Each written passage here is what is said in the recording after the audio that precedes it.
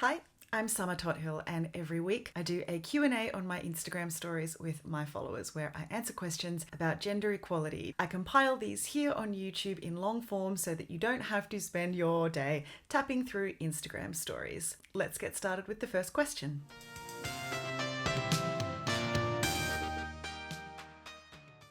Why do you think the 50 Shades of Grey series was so popular with women? Oh, I definitely have my theories about how a character like Christian Grey, and to an extent his inspiration, Edward Cullen from Twilight, get so popular with women. I'm sure there are tons of very smart women who have written lots of very, very smart theories around this. So this is just something I've been thinking about with regards to those stories, which is Christian Grey and Edward Cullen treat women in ways that they can't get their real life men to treat them. If you think about how Christian in particular behaves, he is extremely attentive, extremely focused. Christian is in no way backwards about coming forwards in his attraction to Anna, what he expects from her, the role that he wants her to play in his life. He is obsessed with her, toxically so, but let's just forget that for a second. He communicates with her constantly. He always replies to her. I think he maybe gives her the silent treatment once or twice. These are men who make absolutely no bones about the fact that this is a woman I'm attracted to. I want to be with her. I want to put her in a place in my life, and I'm going to do everything I can to be in the places where she is, to fix things in her life, to throw my money around. And this is something that we can't get real life men to do. It is a truth universally acknowledged by straight women these days that a man in want of a woman's attention will do absolutely nothing to deserve it. Obviously, I have cribbed that from the first line of Pride and Prejudice, which is another story where a man showed a woman that he was unequivocally attracted to her, wanted to be with her, and then threw a whole bunch of money at her problems. None of this is to say that 50 Shades is a good story of a romance, and nor is Twilight. In the case of Christian Grey, he is indeed a textbook abusive partner. He lies, he invades privacy, he gaslights, he pushes boundaries, he oversteps boundaries, he's selfish, and maybe violates her sexually. I mean, to be honest, the BDSM is beside the point. It's almost a non-event in contrast to the fact that Christian Grey is a classically abusive partner. And I think what happened is that we all got taken in by him being a billionaire, and also by the bald-faced portrayal of a type of sex that most of us weren't having. And we know that women get sick of their male sexual partners much more quickly than men get sick of women. So a lot of women out there were probably very bored with their sexual life, and also not being seen or acknowledged by their partners. Their partners probably had very little curiosity about them, were being very ungrateful for their existence and for the labor that they were putting in. And we found this story where a man threw so much money at a woman that she would probably never have to do labor again. He had incredibly interesting, unusual sex with her. And we kind of almost just decided not to pay any attention to the abuse. And indeed, in the story, E.L. James, the author, very much wraps the BDSM up as the abusive behavior, when in fact there's nothing about the BDSM sex that they have that's abusive. It's actually everything else Christian does and says to Anastasia. So yeah, I guess the summary TLDR of that was people like 50 Shades of Grey because the man actually pays attention to the woman, has lots of money, and has interesting sex, and E.L. James kind of just abused us all.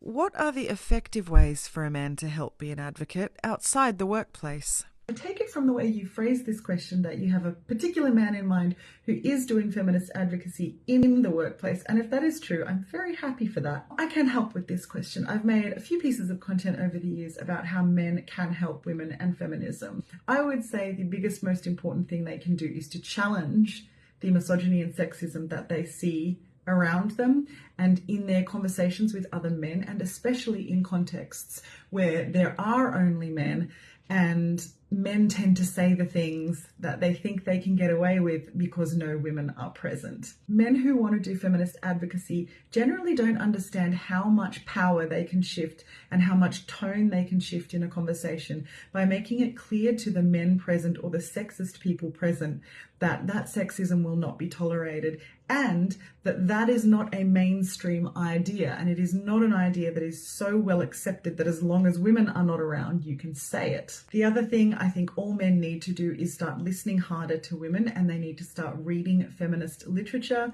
particularly the literature of feminist women of colour. Through that literary exploration, they should learn ways that they can help. They should learn economical ways they can help, practical ways they can help, what causes they should be supporting. Men should be out there on the front lines of marches for reproductive rights, for decolonization, for, Black Lives Matter and women's marches. They need to actually use their bodies to get in there and make a difference. The other thing I am begging men to do is put their money into the cause. The pay gap is real, it is significant. Men generally have a lot more money than women, either in their day-to-day salary or their lifelong finances. They can afford to support community and to support feminist causes far better than we can.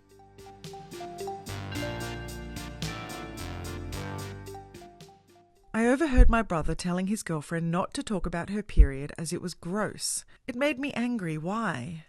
If a man cannot confidently and correctly label where the pee comes out on a woman, he does not deserve to touch women.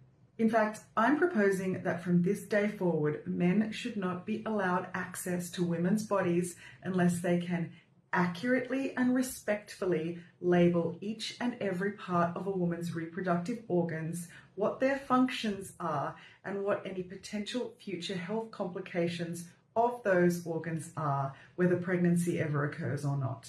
How does a man get to a big enough age that he can have a girlfriend who gets her periods and yet still be ignorant and disrespectful and childish about periods, and I guess about the organs and the functions that create the period? Why do men get to grow to their full procreating age and still get to be ignorant about the risks being carried by the person who is going to birth their children? Children who they will certainly expect to be able to slap their last name on and enjoy their legacy being passed down.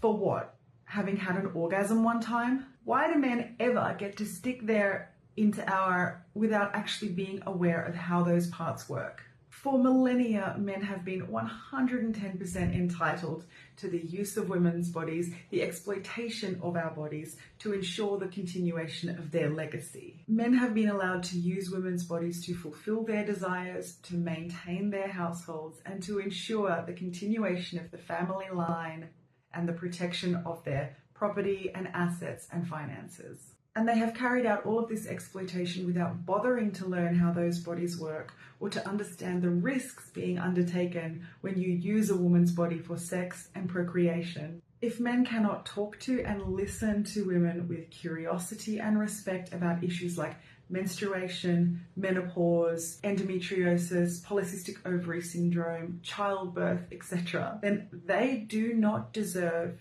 to use our bodies for either their enjoyment or to fulfill their life goals. So you got mad when your brother said that periods were gross because he was fundamentally disrespecting what it takes to be a sexually fertile and alive woman in this world. And I'm sure part of you perceived that he would still believe he deserved access to women's vaginas for his own pleasure. So you were completely justified in your anger.